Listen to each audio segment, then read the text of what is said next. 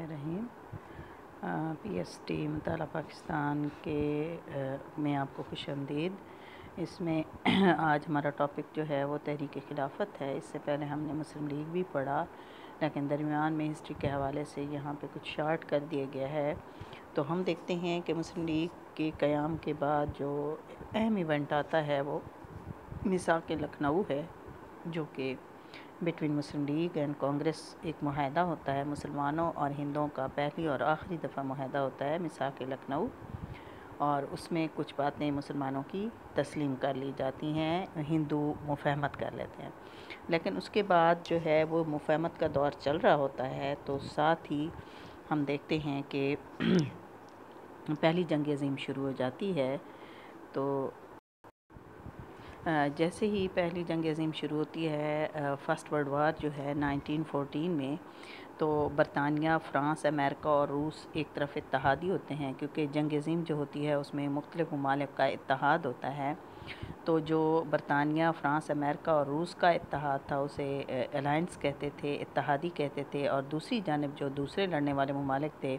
اس میں جرمنی، آسٹریا اور ترکی تھے۔ جرمنی اور آسٹریا ان الائنس سے یعنی برطانیہ، فرانس، امریکہ اور روس سے لڑ رہے تھے، اور اسی دوران جو ہے ترکی نے بھی کہا کہ ترکی نے جرمنی کا ساتھ دینے کا فیصلہ کیا۔ اب ترکی جو تھا وہ مسلمانوں کا جو ہے مرکز مانا جاتا تھا، دنیا بھر کے مسلمانوں کا مرکز، کیونکہ ترکی کے خلیفہ کو برصغیر کے مسلمان بھی خلیفۃ المسلمین تسلیم کرتے تھے۔ ترکی ان دنوں زوال پذیر تھا، اور صورتحال یہ تھی کہ ترکی ایک بہت بڑا ملک تھا۔ اس میں ہم دیکھتے ہیں کہ ترکی کے اندر جو ہے وہ اس وقت جو ہے عراق، ایران اور شام، اردن اور فلسطین اور یہاں تک کہ مقدس مقامات ہمارے جو مکہ مکرمہ اور مدینہ منورہ بھی ترکی کے اندر تھے۔ تو اس صورتحال میں کیونکہ ان مقدس مقامات، ترکی بہت بڑا ملک تھا مسلمانوں کا، اس میں مسلمان اسے اپنا مرکز بھی مانتے تھے، اور اس کے خلیفہ کو خلیفۃ المسلمین بھی کہتے تھے۔ اس خلیفہ کی حیثیت مسلمانوں کے لیے ایسی تھی کہ جیسے جو ہے خلفۂ راشدین کے دور میں جو خلافت چلی تھی، اس کے بعد ترکوں کے ہاتھ میں جب یہ خلافت آئی تو ترک کے اندر عثمانی بھی آئے، ترک بھی آئے، اور اموی اور عباسی، یہ سارے خلفاء ترتیب سے آئے، اور آج بھی ترکی میں خلیفہ کا ہی عہدہ تھا۔ لہٰذا جو اس صورتحال میں ترکی جب کمزور تھا تو گمان تھا کہ ترکی کو شکست دینے کے بعد اس کے علاقے اتحادی ممالک آپس میں بانٹ لیں گے، یعنی برطانیہ، فرانس اور امریکہ وغیرہ جب ترکی کو شکست ہوگی یا جرمنی کو شکست ہوگی، تو جرمنی کی شکست کے بعد یقینی بات ہے ترکی کو بھی شکست ہوگی، تو ترکی کو وہ توڑ دیں گے، اس کے حصے بکھرے کر دیں گے، ان کا اقتدار ختم ہو جائے گا۔ اور ان دنوں ترکی بہت وسیع ملک تھا، اس کی سرحدیں مشرق وسطیٰ، شمالی افریقہ تک پھیلی ہوئی تھیں، حجاز مقدس کی سرزمین بھی ترکوں کے کنٹرول میں تھی، یوں مکہ مکرمہ اور مدینہ منورہ کے شہر بھی جو ہے ان کو خطرہ تھا برصغیر کے مسلمانوں کو کہ وہ اتحادیوں کے ہاتھ میں چلے جاتے۔ اس صورتحال میں برصغیر کے مسلمان ایک طرف برطانوی حکومت کی، برطانیہ کا ان پر کنٹرول تھا، یعنی برصغیر کے مسلمان جو ہے وہ برطانوی حکومت کے انڈر تھے، اور دوسری طرف برطانیہ ترکی کے خلاف لڑ رہا تھا۔ اب برصغیر کے مسلمان کیونکہ ترکی سے بھی ہمدردی رکھتے تھے، اور دوسری طرف وہ انڈر برٹش گورنمنٹ تھے، اور وہ ان کے ہاں برطانیہ کے جو ہے فوج میں بھی ان کو رکھا گیا تھا مسلمانوں کو۔ تو اس صورتحال میں مسلمانوں نے جب 1914 میں فرسٹ ورلڈ وار شروع ہوئی تو انہیں خطرہ ہوا کہ ہمیں کہیں ترکی کے اگینسٹ برطانیہ ہم مسلمانوں سے نہ لڑا دیں، یعنی ہمیں ترکی کے اگینسٹ نہ لڑائی کرا دی جائے۔ لیکن جب جنگ کا اختتام ہوتا ہے تو اس کے بعد جو صورتحال پیدا ہوتی ہے اس میں ہم دیکھتے ہیں کہ برطانیہ کے اگینسٹ برصغیر کے مسلمان 1919 میں 1919 میں ایک بہت بڑی تحریک چلاتے ہیں جسے تحریک خلافت کا نام دیا جاتا ہے۔ اس تحریک خلافت کی تحفظ، اور اس کو انہوں نے تحریک خلافت کا نام اس لیے دیا کہ وہ کہتے تھے کہ ہم خلافت کا تحفظ چاہتے ہیں، یعنی انہیں یہ خطرہ تھا کہ ترکی کے اندر خلافت کو ختم کر کے برٹش گورنمنٹ اپنی طرز کی جو ہے وہ کچھ جو ہے حکومت لے آئیں گی اور خلیفہ کو ختم کر دیا جائے گا، اور اس کے علاوہ انہیں یہ بھی خطرہ تھا کہ ترکی بہت بڑا مسلم کنٹری ہے، اس کے حصے بکھرے بھی کر دیے جائیں گے۔ اس صورتحال میں 1919 میں تحریک خلافت کا آغاز کیا برصغیر کے مسلمانوں نے، اور یہ دنیا کی واحد ایک تحریک تھی جو دوسرے ملک کے، یعنی ایک کنٹری کا معاملہ تھا اور دوسرے کنٹری کے لوگ اس کے لیے جو ہے وہ تحریک چلا رہے تھے۔ تحریک کے قائدین میں بڑے بڑے علماء تھے، ان میں مولانا محمد علی جوہر، مولانا شوکت علی، یہ دونوں بھائی تھے، ان کو علی برادران بھی کہا جاتا ہے۔ ان کی اماں بہت مشہور تھیں، وہ بھی تحریک خلافت میں انہوں نے بڑا اہم کردار ادا کیا، لہٰذا مولانا محمد علی جوہر، مولانا شوکت علی یہ دونوں بھائی تھے، انہیں علی برادران بھی کہا جاتا ہے۔ اس کے علاوہ مولانا حسرت موہانی، مولانا ظفر علی خان، مولانا ابوالکلام آزاد، حکیم اجمل خان اور متعدد دوسرے رہنماؤں نے اپنی داخلی سیاست کو نظر انداز کرتے ہوئے، یعنی برصغیر کے اندر اپنے مسائل کو چھوڑتے ہوئے، انہوں نے تمام تر توجہ خلافت پر دی۔ انہوں نے ایک خلافت کمیٹی قائم کی، مجلس خدام کعبہ کو منظم کیا، ایک اور تنظیم تھی مجلس خدام کعبہ، اس کو بھی اس کی سرگرمیاں تیز کی۔ مولانا عبدالباری، مشیر حسین قادواری، مولانا سلمان ندوی وغیرہ مولانا محمد علی جوہر کی قیادت میں ایک وفد لے کر برطانیہ کی طرف بھی گئے، کہ برطانیہ میں ایک وفد بھیجا گیا اور اس میں جو ہے وزیر اعظم سے انہوں نے جو ہے ملاقات کی، برطانوی وزیر اعظم سے، اور اسے ہندوستان کے مسلمانوں کے جذبات سے آگاہ کیا، اور برطانوی سیاستدانوں سے بھی یہ وفد ملا۔ مغربی ممالک میں تمام شہروں میں جلسے منعقد کیے، واپس آئے تو برصغیر کے طول و عرض میں انہوں نے جلسے جلوس نکالے، وہاں پہ انہیں کوئی اتنا جو وزیر اعظم نے رسپانس نہیں دیا۔ تحریک خلافت کو برصغیر میں چلائی جانے والی تمام تحریکوں سے زیادہ پرجوش اور زبردست تحریک مانا جاتا ہے۔ اس کے بعد ہم دیکھتے ہیں کہ اس کے مقاصد بھی انہوں نے شو کیے۔ تحریک خلافت کا ایک کثیر المقاصد تحریک تھی، اس نے برصغیر کے مسلمانوں کو ایک پلیٹ فارم پر منظم کیا۔ آل انڈیا مسلم لیگ کی طرف سے مسلم عوام کی توجہ جو ہے وقتی طور پر ہٹ گئی، وہ خلافت کے تحفظ کے لیے جان و مال کی بازی لگائے ہوئے تھے مسلمان۔ تحریک کے سامنے 3 اہم مقاصد تھے، کہ انہوں نے جو انگریزوں کو مقاصد دیے تحریک نے، وہ 3 اہم تھے، کہ ترکی بحیثیت ایک مملکت قائم رہے، شکست کی صورت میں اس کی جغرافیائی سرحدیں جوں کی توں رہیں، اس کے ٹکڑے نہ کیے جائیں، یعنی اس کے حصے بکھرے نہ کیے جائیں، ترکی جتنا ہے اتنا ہی قائم رہے۔ دوسرا ان کا مطالبہ تھا، مقصد تھا کہ خلیفہ موجود رہے اور ترکی میں خلافت کا ادارہ ختم نہ کیا جائے، جیسا کہ انہیں خطرہ تھا کہ انگریز جو ہے اپنی طرز کی گورنمنٹ لے آئیں گے، لہٰذا انہوں نے کہا کہ خلیفہ برقرار ہے۔ تیسرا ان کا جو مقصد تھا وہ حجاز مقدس کی حرمت، یعنی مکہ مکرمہ اور مدینہ منورہ جو مسلمانوں کے مقدس مقامات تھے، دنیا کے تمام مسلمان وہاں حج کرنے جاتے، لہٰذا اس کی حرمت پر کوئی آنچ نہ آئے، اور انہیں یہ بھی خطرہ تھا کیونکہ مکہ مکرمہ اور مدینہ منورہ میں نان مسلم کی انٹری جو ہے وہ الاؤ نہیں ہوتی، لہٰذا انہوں نے کہا کہ غیر مسلم افواج ان شہروں میں داخل نہ ہوں۔ پھر انہوں نے اس تحریک کو جاندار بنانے کے لیے بہت سی سرگرمیاں کی، جیسا کہ برطانوی وزیر اعظم سے بھی ملے، اس کے بعد اس کے وفد بھیجے، وفود نے یورپی ممالک، برطانیہ میں برصغیر کے مسلمانوں کی رائے عامہ کو تیز کرنے کے لیے وہاں حکومتوں کو آگاہ کیا۔ ڈاکٹروں اور نرسوں کا ایک گروپ جو ہے وہ ترک مجاہدین کی مرہم پٹی کے لیے، یعنی جو زخمی افراد تھے ان کے علاج کے لیے وہاں بھیجا گیا۔ ترک حکومت کو چندہ اکٹھا کر کے انہیں دیا گیا۔ مسلم اقوام نے کثیر دولت، کرنسی، سونے چاندی کی صورت میں، وہ کہتے ہیں کہ مولانا محمد علی جوہر جب مولانا شوکت علی تقریر کرتے، جہاں بھی اسپیچ کرتے، تو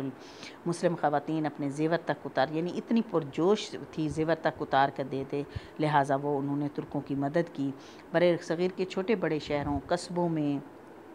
ہر جگہ پہ جو ہے دیہاتوں میں جلسے جلوس نکالے گئے، ہڑتالیں کی گئی، مسلم جو رہنما تھے ان کی بڑی تعداد کو گرفتار کیا گیا، تحریک کے لیڈروں کو جیلوں میں ڈالا گیا، لیکن تحریک کی یعنی پرجوش میں، اس کی آب و تاب میں کوئی فرق نہ آیا۔ تحریک خلافت میں مولانا محمد علی جوہر، مولانا شوکت علی کی اماں کا کردار بھی بہت امپورٹنٹ ہے۔ ان دونوں ایک نعرہ بہت مقبول ہوا کہ کہتی ہیں اماں محمد علی کی جان بیٹا اپنی خلافت پہ دے دو، خلافت پہ وار دو۔ مسلم صحافت نے بھی، یعنی اس وقت جو اخبارات نکلتے تھے، جو ایک پریس تھی، اس میں جو مسلم جو ہمارے رہنماؤں کے اخبارات تھے، ان نے بڑا اہم کردار ادا کیا۔ ان میں مولانا ظفر علی خان نے ذمہ دار، مولانا آزاد نے الہلال، اور مولانا محمد علی جوہر کا کامریڈ اور ہمدرد اخبار جو ہے اس کے ذریعے عوام کے ذہنوں میں وہ جو ایک مطلب تحریک کے حق میں جو ایک دلائل تھے، یہ ان اخبارات کے تھرو ان کو ذہنوں کو ہموار کیا گیا اور ان کو جو ہے اس بات کو باور کرایا گیا کہ تحریک جو ہے وہ مسلمانوں کے لیے کس طرح امپورٹنٹ ہے۔ اور اس کے علاوہ کچھ اس تحریک کے دوران کچھ تحریک ہجرت بھی چلی کہ مسلمانوں نے کہا کہ مسلمانوں سے کہا گیا کہ ہندوستان دارالحرب ہے، اسے چھوڑ کے آپ ہجرت کریں، تو انہوں نے افغانستان کی طرف ہجرت بھی کی، لیکن پھر جو ہے افغانستان نے انہیں الاؤ نہ کیا آنے کا، وہ واپس بھی آئے۔ یہ تحریک بڑی پرجوش جاری تھی۔ مسلمان رہنما بہت سے جیسے مولانا محمد علی جوہر، مولانا شوکت علی جیل میں تھے۔ اس صورتحال میں کیونکہ مساک لکھنؤ بھی چل رہا تھا، لہٰذا گاندھی نے بھی اس تحریک میں بڑا اہم کردار ادا کیا، اور اس نے کہا کیونکہ ہم مساک لکھنؤ میں کانگریس اور مسلم لیگ اکٹھے چل رہی تھی، مسلمانوں اور ہندوؤں کا معاہدہ ہو گیا تھا، تو گاندھی نے اس موقع سے فائدہ اٹھایا۔ اس نے بھی تحریک خلافت کی حمایت کی، جلسوں میں اس نے تحریک کے مسلمانوں کے ساتھ گاندھی نے جلسوں میں شرکت کی اور ان سے تعاون کیا۔ انڈین نیشنل کانگریس نے گاندھی کے ماں پر تحریک کا پورا ساتھ دیا۔ گاندھی نے جنگ عظیم اول کے دوران گاندھی نے خود بھی کچھ تحریک شروع کی ہوئی تھی۔ ہندوں نے تحریک عدم تعاون، تحریک ترک مولات، تحریک سول نافرمانی، یہ ساری تحریکیں انہوں نے اگینسٹ برٹش گورنمنٹ، انگریزوں کے خلاف چلائی ہوئی تھیں پہلی جنگ عظیم، تو انہوں نے اسے تحریک خلافت کے ساتھ ہی ملا دیا اور تحریک خلافت کی حمایت کر کے وہ مسلمانوں کو اپنی تحریکوں میں شامل کرنے میں کامیاب ہو گیا۔ یعنی مسلمانوں کو کہا کہ میں تحریک خلافت میں شامل ہوتا ہوں اور آپ جو ہے میری تحریک عدم تعاون، تحریک ترک مولات اور سول نافرمانی کی تحریک میں شریک ہوں۔ اس نے مسلمانوں کو مشورہ دیا کہ حکومت کی طرف سے دیے گئے القابات جو کہ سر کا خطاب یا کچھ اور خطابات وہ دیتے تھے وہ واپس کر دیے جائیں، سرکاری ملازمتوں سے استعفے دے دیں، تعلیم چھوڑ کر سڑکوں پر نکل آئیں، گرفتاریاں دیں، محصول یعنی ٹیکسز ادا کرنے سے انکار کر دیں، حکومت کی جانب سے ملنے والی امداد بھی لینے سے انکار کر دیں اور اپنا گھر بار بیچ کر افغانستان، ایران یا مسلم ممالک میں ہجرت کر جائیں۔ یعنی انہوں نے مسلمانوں کو ایسے مشورے دیے جو ان کے اگینسٹ بھی تھے۔ مسلمان رہنما گاندھی کی سازش کو نہ سمجھ سکے اور ان کی باتوں میں آ گئے اور ایسے قدم اٹھائے جس سے ان کی معاشی حالت، تعلیمی حالت، سماجی حالت بہت متاثر ہوئی۔ لاکھوں مسلمان اپنا سب کچھ بیچ کر، جیسا کہ میں نے بتایا، افغانستان کی طرف ہجرت کی غرض سے چل پڑے، لیکن حاکم افغانستان نے انہیں وہاں آنے سے جو ہے داخلے سے منع کیا۔ مجبوراً مسلمان واپس آئے، وہ لوٹے پھوٹے تھے اور بھوک اور بدحالی کی حالت میں واپس آئے، بے پناہ انہیں نقصان اٹھانا پڑا، اور اس طرح آہستہ آہستہ گاندھی کا اور کانگریس کا چہرہ ان کے سامنے کھلتا چلا گیا۔ برصغیر کے مسلمانوں نے گاندھی کا پورا ساتھ دیا، لیکن جب جنگ عظیم اول 1990 میں ختم ہوئی تو جب گاندھی نے محسوس کیا کہ وہ حکومت کو بلیک میل کر کے اپنے مقاصد حاصل نہیں کر سکے گا، تو اس نے مسلمانوں کے اس صورتحال میں نے جیسا کہ آپ کو بتایا کہ مسلم رہنما جیسے کہ مولانا محمد علی جوہر، مولانا شوکت علی اور بہت سے رہنما جو ہیں وہ جیلوں میں تھے۔ اس صورتحال میں گاندھی ایک واقعہ ہوا جو ہے گورکھپور کا ایک قصبہ تھا چورا چوری، وہاں پہ گاندھی اب سردار بنا ہوا تھا، گاندھی ہیڈ بنا ہوا تھا تحریک خلافت کا، کیونکہ مولانا محمد علی جوہر، مولانا شوکت علی کو مسلمان رہنماؤں کو انہوں نے جیلوں میں ڈالا ہوا تھا، اور تحریک خلافت کی جو سرکردگی تھی وہ گاندھی کے ہاتھ میں تھی، اور اسی گاندھی کے ماں پر ایک جلسہ نکالا گیا۔ گورکھپور کا ایک قصبہ تھا چورا چوری، وہاں پہ جلوس کے دوران انہوں نے پولیس تھانے کو آگ لگائی، جس سے 22 جو پولیس والے تھے وہ زندہ جل گئے۔ 1922 میں یہ بات ہے، 1922 کی بات ہے، اور 22 جو انگریز سپاہی تھے وہ جو ہے وہ تھانے کے اندر جل گئے۔ اس واقعے کو وجہ بناتے ہوئے گاندھی نے بغیر مولانا محمد علی جوہر کے یا مسلمانوں کے مشورہ کیے بغیر اس نے کہا کہ یہ تحریک جو ہے وہ خون نشام ہو گئی ہے، لہٰذا میں اس کے خاتمے کا اعلان کرتا ہوں۔ تو انتہائی پیک پر پہنچے ہوئے جب یہ تحریک اپنے مقاصد حاصل کرنے میں تقریباً کامیاب ہونے والی تھی تو گاندھی نے دھوکہ دیتے ہوئے اس کے خاتمے کا اعلان کیا۔ اور دوسری طرف ترکی شکست کے قریب جب پہنچا تو ایک ترکی کا جنرل مصطفیٰ کمال پاشا، اس نے اپنی بکھری ہوئی ترکی فوج کو اکٹھا کیا، ان میں نیا حوصلہ پیدا کیا، اور اس نے مصطفیٰ کمال پاشا نے ترک خلیفہ کو اقتدار سے الگ کر کے ملک کی سربراہی خود سنبھال لی، یعنی خلافت ترکوں نے خود ہی، مصطفیٰ کمال نے خلافت بھی ختم کر دی، اور اس نے بحیثیت جو